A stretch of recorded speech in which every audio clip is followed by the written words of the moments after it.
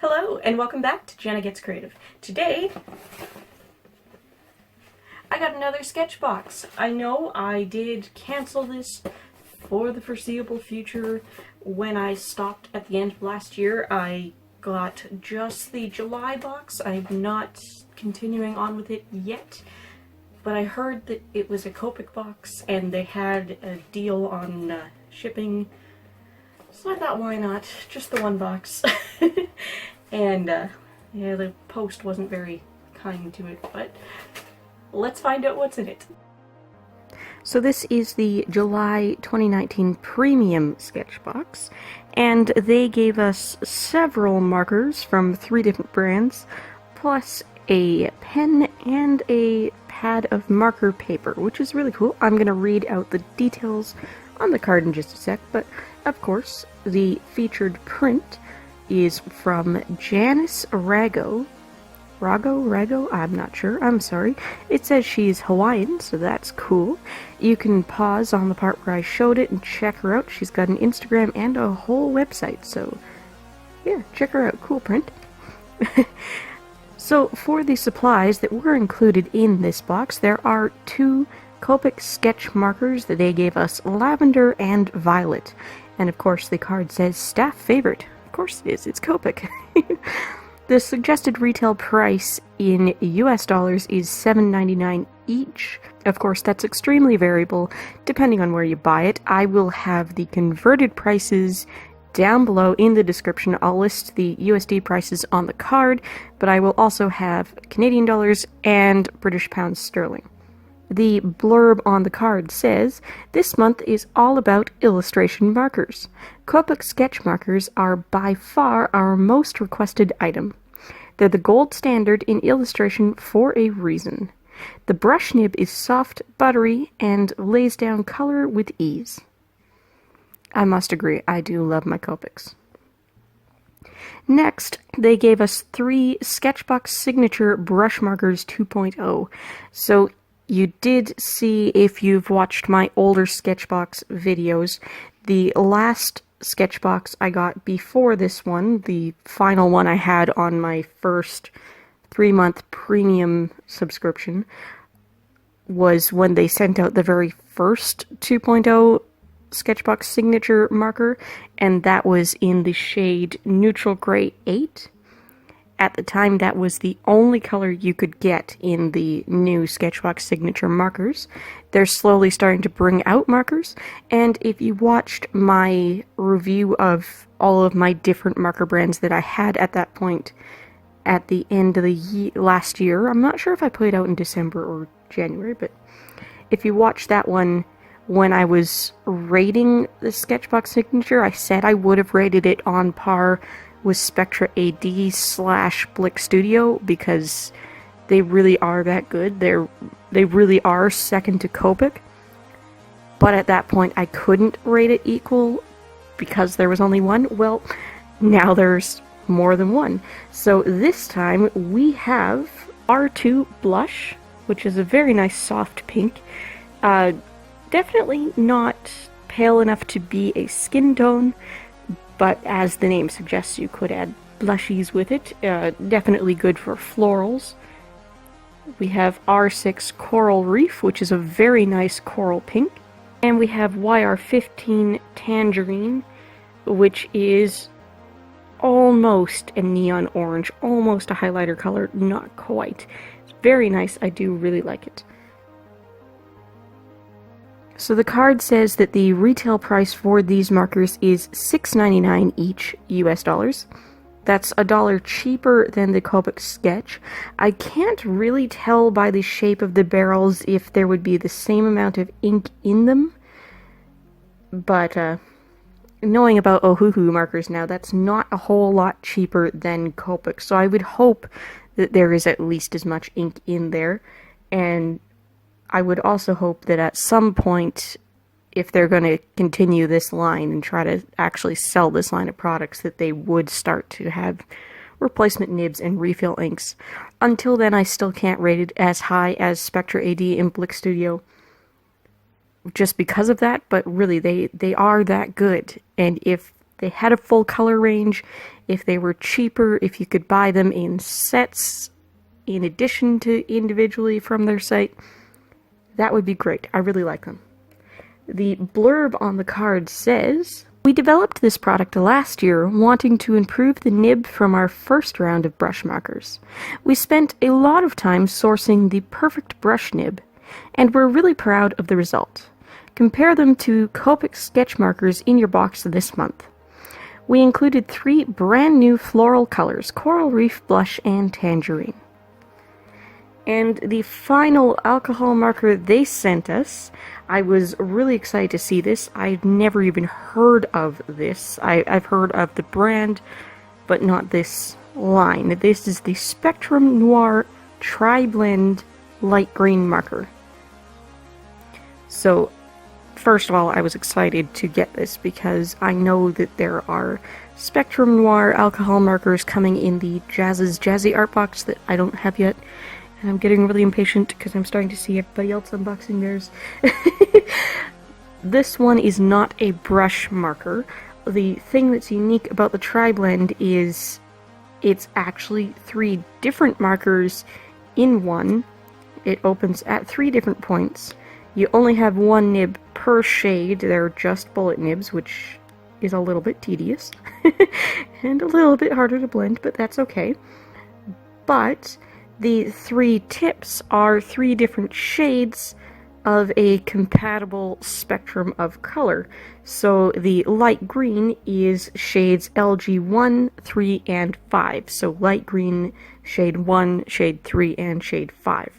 Theoretically, then, you can use this one, in air quotes, marker to create quite a nice blend gradient. Gradient's the word I'm looking for. This retails for $4.95 US each, and the card says that this is new. It's the first time this product has been included in a sketchbox. A new release from Spectrum Noir. This marker has 3 separate ink reservoirs in adjacent colors for blending. We included this to add some greens to your floral palette this month. So yeah, that's cool. I'll talk about that again when I start to talk about the piece I am doing in this video. So finally, for actual marking supplies, we have a pen. This is the KingArt Inkline Brush Pen. It retails for $2.99 US, and the blurb says, "This is a great brush pen. The fiber nib is resilient yet responsive. Use it to add illustrative outlines to your art this month." So it is a nice, flexible brush nib. It's a very thin brush tip, much thinner than, say, the typical sized Faber-Castell Pitt brush pens that these boxes like to include. There's at least 2 different brush sizes in those, and this is smaller than both of them, so you can get really fine details easily, even if you're not used to a brush nib on a liner pen like this. I do like it. I can't remember now if I checked whether or not this is waterproof. I believe it is supposed to be permanent archival, but I haven't tested that, so don't quote me on it. And the paper they included, they gave us a 4x6 inch Strathmore marker pad. It's 12 sheets. This is exactly the same but smaller as the Strathmore marker paper I've been using a lot lately, particularly on my Pokemon card art challenge series. I really love it. I happened upon it at Michael's. It was on sale half off in the 6x9 size, which I love. That's my go-to size when I'm buying pre-cut paper, really. But it's cool to have it in the smaller one. I have noticed in the smaller sheet, there just seems to be a little too much glue along the glued edge, and it's kind of mucks up that one edge when you pull it out. But that's okay. Overall, it's a really good marker paper. It's very similar to Express It blending card. It's a heavyweight paper that is also coated, so it works particularly well, specifically with alcohol inks. It retails for $3.99 US. So that makes it about half the price of the step-up larger 6x9 pad. Ideal for all marker types, the paper in Strathmore marker pads has a silky smooth surface. Markers glide easily for seamless blending, and colors retain their vibrancy or subtle hue. We love this paper. It's perfect for alcohol and water-based inks. It allows blending and doesn't bleed. Really good marker paper. I do love it. By the way, that is the brown cover, so it's Strathmore's 400 series, which is their professional artist papers. I know they have a 500, but a lot of stores, the 400's the highest you're going to see. Anyway, if you're new here, please do subscribe and ring the bell for notifications. I'm an art channel, if you hadn't noticed, but I also do crafts tutorials and related product reviews on occasion. I did a product review just this past weekend. I had a bonus video with those Ohuhu brush markers. I finally got them. I reviewed them. Go check that out for sure. I upload every Tuesday and Thursday at minimum, but I do have bonuses. I've had bonuses 2 weeks in a row now. This has been a good month so far. Toot my own horn. If you like this video, please do hit the like button and leave a comment down below. I do appreciate it. I love it when you guys leave comments. It helps out channels like this one so much when you interact, and I just love reading your comments. I do respond to everybody. I try to do it as soon as possible. Sometimes over the weekend I forget, and then I come back and reply when I'm uploading the next Tuesday's video. But I will see it, I will reply, I promise. So I was just looking at Pixabay, browsing through, looking for something that inspired me. And I saw a cool picture of a bird at sunset. Originally I thought it was a loon, and then I looked closer and realized it had this interesting feather thing going on that kind of reminds me of like a Cocker Spaniel's ears. It turns out it is a great crested grebe. I hope that's how you pronounce that. G-R-E-B-E, grebe. But yeah, it looked really cool. I decided to use the TriBlend marker for the background. I wanted to test out using this to make a gradient. I found that the Spectrum Noir TriBlend marker went down really easy, quite quickly surprisingly for the bullet nibs. Every time I went back over spots though to try and create a seamless blend, I would end up getting parts that very clearly had more ink than others.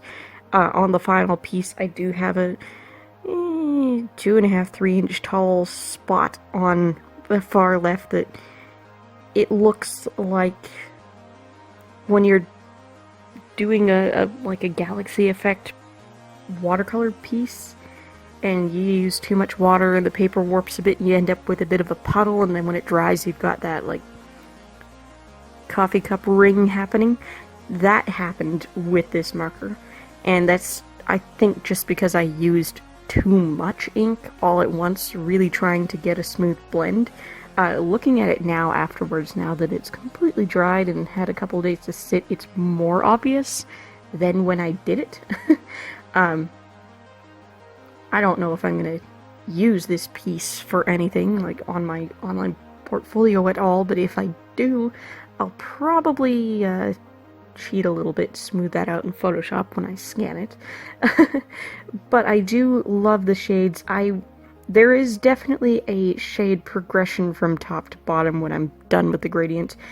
As I was doing it though, I didn't really see a whole lot of shade difference between the 3 and the 5. Yeah, while they were wet I didn't see a huge difference. Now that I'm looking at it dry and like a week later, yeah, there's a significant difference in shades. I did successfully create a nice gradient. So yeah, very cool tool. I'd love to see this done again, but with either a chisel or a brush nib, because that, yeah, bullet nib only, it's slow going. It's so small. And of course, the SketchBox Signature and the Copic markers do play very nicely together. Those are what I used on the bird itself, and I did a lot of blending with them. I used the SketchBox markers for the body of the bird, and then I used the purples, the Copics, where the bird would be darker, significantly darker. So on the beak, on the crest, on the head crest, the edges of the Cocker Spaniel ear thingies, and then on the wing. I used blush where the actual bird is white. I used Tangerine in that transition shade on the fancy headdress plumage, and I used coral on the eye because the eye is quite bright, kinda in the red range on the real bird. Overall, I like it. I used the pen at the very end and went for very illustrative, varying line weight outline on it. And I feel like I'm rambling. But yeah, I like it. Anyway guys, thanks for watching. I will see you on Thursday with this month's Scrawler Box.